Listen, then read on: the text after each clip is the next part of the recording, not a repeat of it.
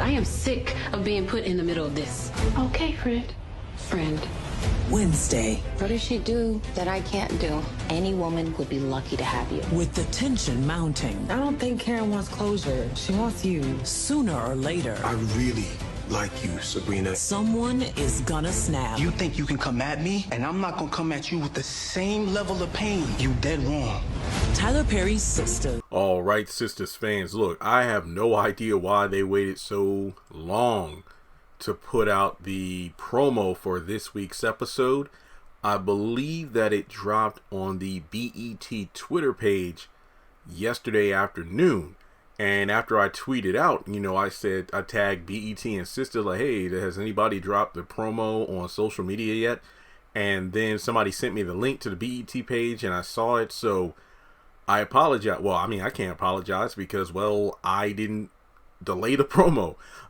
Today it is Monday, November 8th. I was going to just, say, you know what?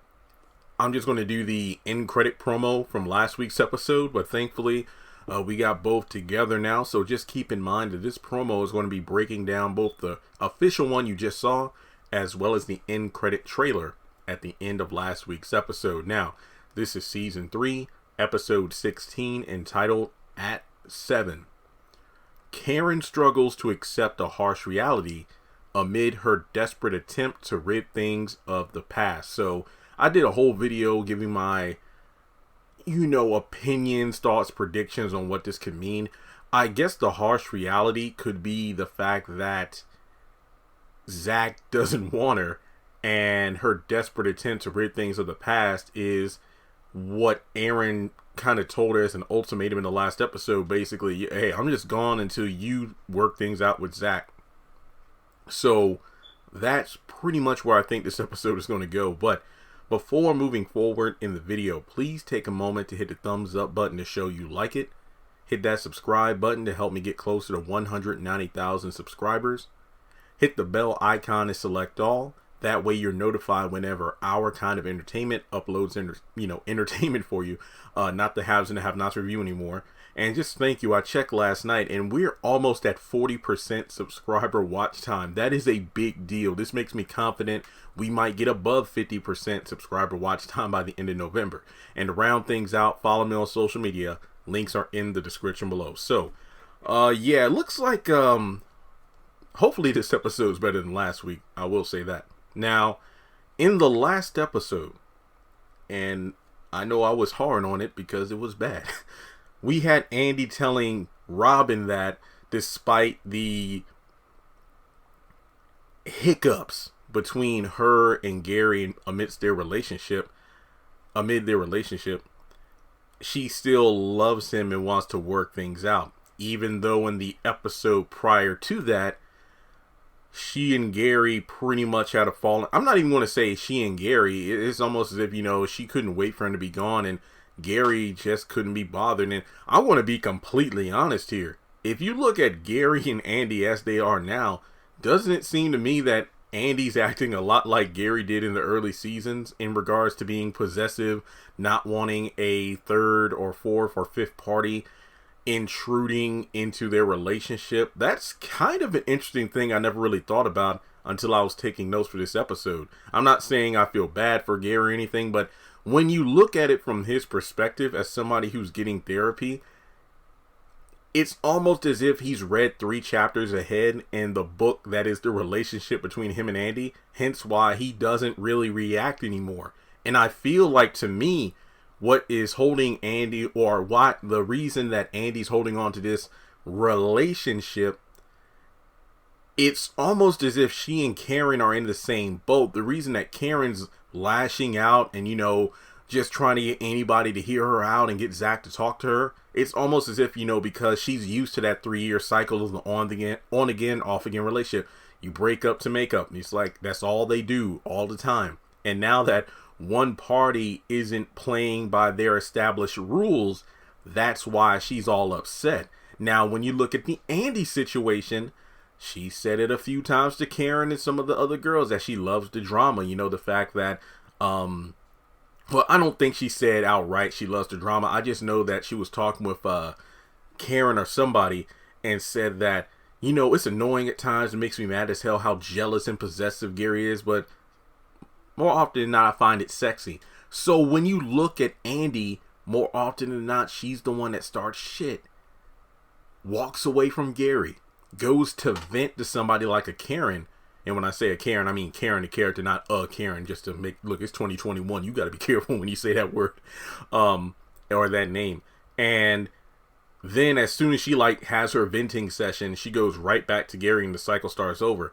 Here we are now, the same thing's happening, but the only difference is Gary isn't doing the usual Gary thing, which is acting like a Sour Patch Kid, you know. Well, honestly, Gary's kind of the reverse. Like, he'll act sweet actually he acts sour towards Andi, and that's what sets her off. Then he acts sweet, and then as soon as it seems like these two have kind of made up, they're right back to square one with him being an asshole. So the fact that Gary isn't playing his role is what's pissing Andi off the most. And that's something, again, I don't think I've ever thought about until just now. Hence why we're like 6 minutes into the video when I've only talked about one scene of the episode. And I haven't even talked about the scene, I talked about the characters it involves. But more to the point, was Karen the name of the therapist? Because I remember the episode, what was it, the mid-season finale of season 3, when Andi, you know, curses out Gary and the two women in her bedroom. And it was like, one minute her name is Karen, and then the next minute her name was something else. I forgot. Let's just say it's Karen for some reason. So Karen and Gary are sitting at the counter or the island in Andi's apartment, which confuses me because when Andi was like, the sooner the better you leave, because Gary has his own place, it's just being painted up right now. Andi's like, make sure you leave your keys. So if Gary left his supposed key, then how is he sitting in the apartment? I mean, as far as I can tell, the only way I think this could work is if A, he didn't give up the key, B, he talked to the bellman or whatever at the front desk to buzz him up and unlock the door. But then again, his name isn't on the lease, but you could argue that, well, he has been living there for a few days, so I'm pretty sure people would see him with Andi, considering everybody in the building knows their business, especially with Jasmine handing out flyers and crap. So I don't know, but regardless, they're sitting in the apartment and the therapist is saying any woman would be lucky to have you. And she also says something along the lines of, if you could just give me one moment. She says that Andi won't be happy when she learns that we are here for a home counseling session. Now, going back to the other scene where she says any woman will be lucky to have you, we have Gary looking like he's taking a deep breath. His eyes are closed, and the therapist is kind of rubbing up and down on his arms and chest. And based on the angle of the door, I'm pretty damn sure we're going to have Andi open up, see what's going on, and assume the worst, and for good reason. I mean, what the hell is going on here, Gary? But essentially, that's where we're at with that this situation. And that goes back to the last episode where I said, Aaron said, you know, he's gone until Karen and Zach work things out. But I'm like, that episode was such a mess. I have no doubt he will be in this episode. It's how this show is written.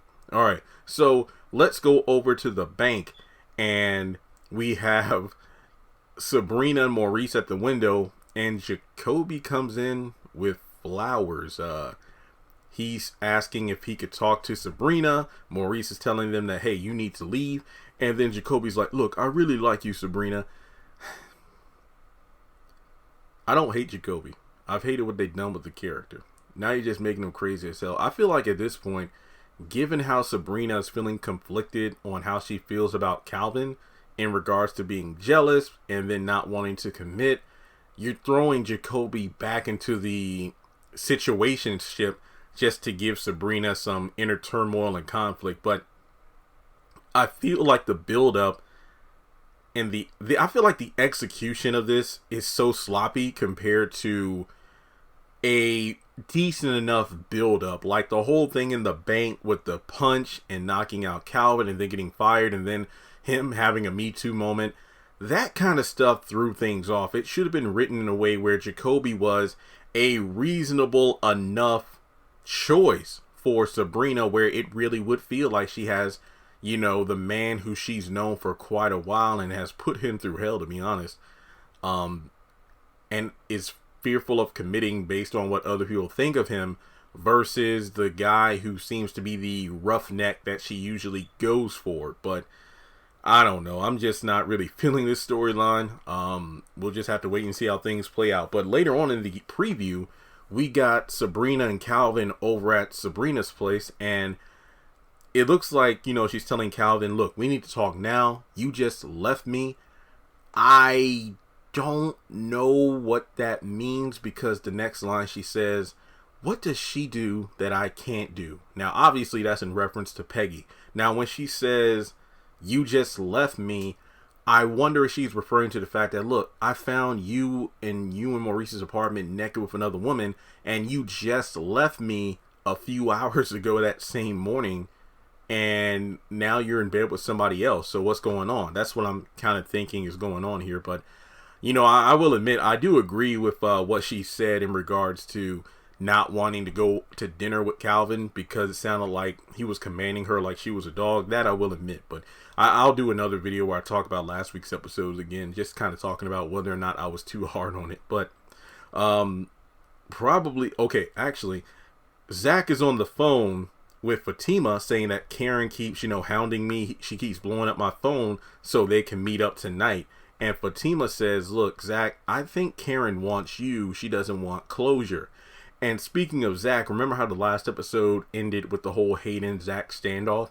Well, Zach is standing there asking, like, what the hell are you doing? And, you know, the realtor just standing there really nervous. He's like, oh no, I'm just here with a backup offer. And then it looks like from there, Zach is saying, and I like this line, you think you can come at me and I'm not going to come at you with the same level of pain? You're dead wrong. So I'm very interested to see how things are going to turn out with this, because of the fact that Zach is no longer part of Chain Breakers. So this isn't something that Hayden can hold over his head, where it's like, oh no, you know, I could just see if I can mess up your criminal record. That way you won't be part of Chain Breakers anymore. At this point, you know, he's just going for the jugular to see if he can sabotage Zach based off the stock, you know, win that he had, and, you know, obviously mess up his chance with Fatima.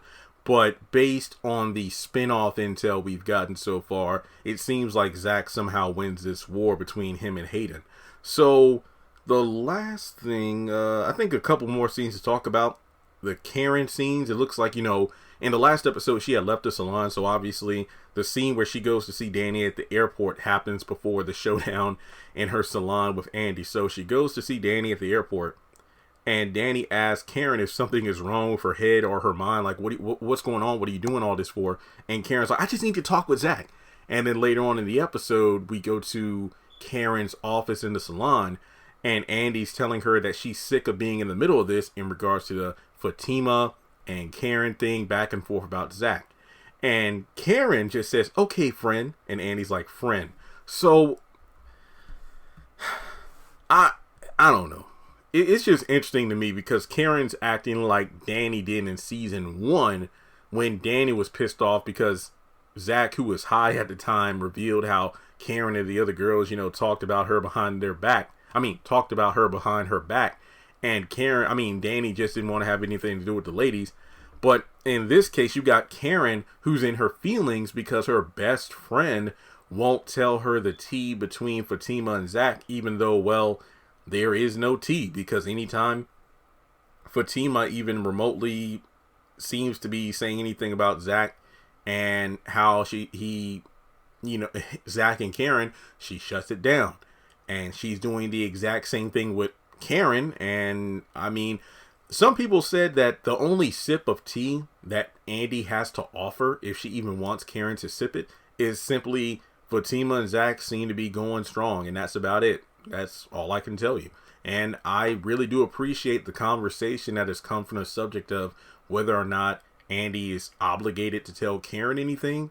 And I am glad how Andi is being written in this situation. So, I mean, you could make the argument that, well, Karen, yeah, she has the right to feel this way because of all the stuff she's did to help out, you know, Andi and Gary. But just because you're that loyal, sometimes you shouldn't expect the same level of loyalty from a person that you give to them.